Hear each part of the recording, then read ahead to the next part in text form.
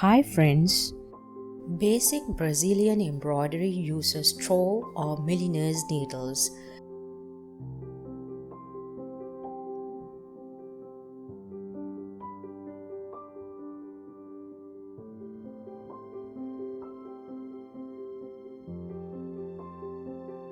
Straw or milliner needles have an eye and shaft that are equal in thickness, which makes them ideal for French knots and bullion knots or any stitch where the needle must pass through multiple wraps of threads.